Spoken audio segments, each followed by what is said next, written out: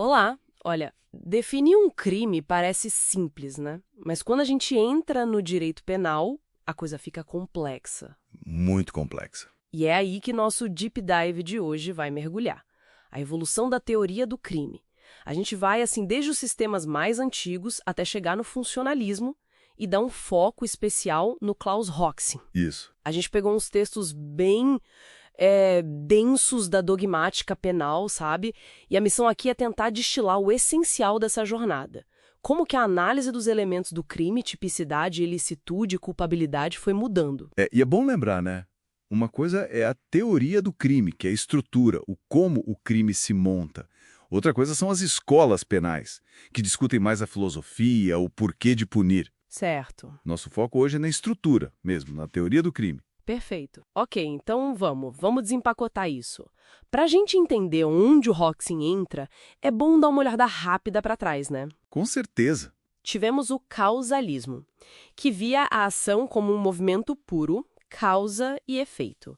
A culpa era tipo uma ligação psicológica entre a pessoa e o fato. Exato. E no causalismo clássico, o dolo até incluía saber que aquilo era errado. A consciência da ilicitude estava lá dentro. Aí veio o finalismo com o Weltzel. E foi uma virada de chave, né? Total. O Weltzel disse, opa, peraí, a ação humana tem um propósito, uma finalidade.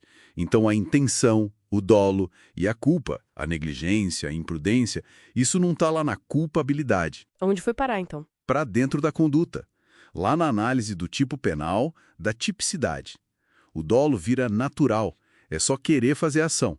E a culpabilidade vira uma análise mais fria, normativa. Normativa pura, né? Isso, é ver se a pessoa era imputável, se tinha como saber que era errado, se dava para exigir um comportamento diferente dela. E essa base finalista de colocar dolo e culpa na conduta é o que está no nosso Código Penal de 84, certo? Exatamente, o nosso código adotou essa matriz finalista, teve até a teoria social da ação tentando superar, mas não pegou tanto. Entendi. O finalismo ainda é muito forte na nossa estrutura. E foi nesse cenário que o funcionalismo começou a, digamos, aparecer com mais força. Ah, agora sim, aqui é onde a conversa fica realmente interessante. O funcionalismo chega e meio que chuta o tabuleiro, né? Pergunta, tá, mas para que serve o direito penal? Qual é a função disso tudo na sociedade? Essa é a pergunta.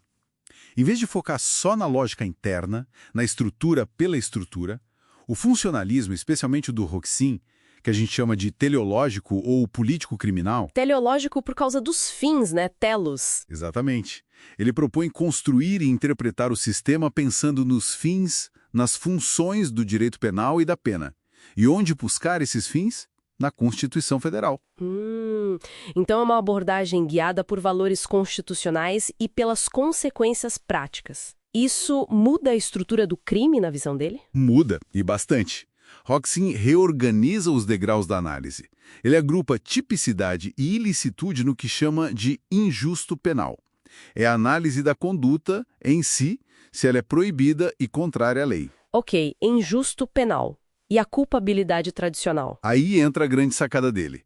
A categoria da responsabilidade. Responsabilidade. É só um nome diferente para culpabilidade ou tem algo mais? Tem mais. É mais amplo. Inclui, sim, a culpabilidade, aquele juízo de reprovação sobre a pessoa, mas adiciona um filtro essencial, a necessidade preventiva da pena. Ah, explica melhor isso. Mesmo que alguém seja considerado culpável, Rochin pergunta, punir essa pessoa neste caso específico vai cumprir alguma função útil de prevenção? Prevenção geral para a sociedade ou especial para a própria pessoa? Ou será que a pena seria, sei lá, desnecessária ou até prejudicial? Entendi. É uma camada extra, funcional mesmo, ligada ao propósito da pena. E que ferramentas práticas o Rochin nos deu que a gente usa aqui no Brasil, assim, no dia a dia dos tribunais? Várias. E muito importantes. A teoria da imputação objetiva é um ótimo exemplo. Sim, ouço falar muito. Rochin ajudou a consolidar. Não basta só causar o resultado fisicamente. A conduta tem que ter criado ou aumentado um risco que o direito proíbe, e esse risco específico tem que ter se realizado no resultado. E mais, o resultado tem que estar dentro do que a norma queria proteger. Ou seja, limita muito a responsabilidade, né? Não é qualquer causa que interesse. Exato. Tira o foco da causalidade pura e coloca no risco relevante para o direito penal. E nossos tribunais usam isso direto. E o princípio da insignificância, aquela história de que lesão mínima não é crime. Também. A formulação moderna tem forte influência funcionalista, de Hoxin. A ideia é, ok, a conduta até se encaixa na descrição formal da lei, tem tipicidade formal, mas se a lesão ao bem jurídico foi mínima, ínfima, falta relevância penal, falta tipicidade material. E o STF e o STJ aplicam, né? Com aqueles critérios MARI. Isso. Mínima ofensividade, ausência de periculosidade social, reduzidíssimo grau de reprovabilidade e inexpressividade da lesão. É aplicação pura, mesmo sem estar escrito assim no código. Falando em aplicação, teoria do domínio do fato. Fundamental, principalmente em crimes com muita gente envolvida, tipo corrupção, organização criminosa. Precisamente, Hoxin a desenvolveu bastante. Autor não é só quem executa materialmente, é quem tem o controle final da situação. Quem decide se o crime acontece e como. Pode ser quem executa direto, quem usa outra pessoa como instrumento. Autoria mediata. Isso. Ou quem divide as tarefas essenciais com outros, a coautoria funcional. Quem tem o domínio funcional do fato. E os tribunais usam essa teoria para distinguir autor de partícipe? Muito. O STJ usa bastante, e o STF usou de forma emblemática na Ação Penal 470. E como o ministro Gilmar Mendes bem observou na época, essa teoria do domínio do fato, apesar de vir do Hoxin, conversa bem com o nosso sistema finalista do Código Penal. Interessante essa compatibilidade. E o Hoxin pensou também na pena em si, né? Teoria unificadora dialética. Sim, ele tenta integrar as finalidades da pena, prevenção geral, retribuição, prevenção especial, não como coisas opostas, mas que atuam em momentos diferentes. E ele valorizou muito a ideia da reparação do dano à vítima, como uma possível terceira via do direito penal. Faz sentido, tudo conectado a essa visão funcional, de buscar o propósito. Exato. Então, para a gente ir fechando, o que tudo isso significa?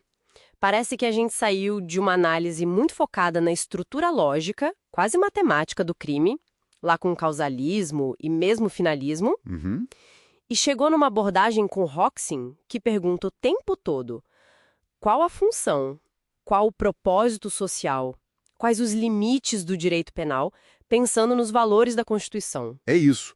É uma mudança de perspectiva fundamental e a relevância prática é enorme. Imputação objetiva, insignificância, domínio do fato.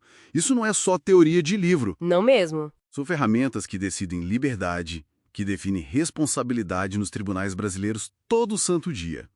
Se a gente conecta os pontos, vê uma tentativa de ter uma dogmática penal mais aberta, sabe, mais sensível aos valores da Constituição e à complexidade do mundo real, buscando soluções mais justas e principalmente funcionais. Perfeito. E isso deixa a gente com uma última provocação, né? Se o sistema do Hoxin busca esse alinhamento constante do direito penal com os fins político-criminais e os valores constitucionais, e esses valores estão sempre mudando na sociedade? Sempre evoluindo. Como que a gente encontra equilíbrio? Como manter essa flexibilidade para adaptar a interpretação da lei penal a esses novos valores, sem jogar fora a segurança jurídica, a previsibilidade que o direito também precisa dar? Fica aí a reflexão. Uma excelente questão. Onde está o ponto de equilíbrio entre a adaptação valorativa e a segurança jurídica? É o desafio constante.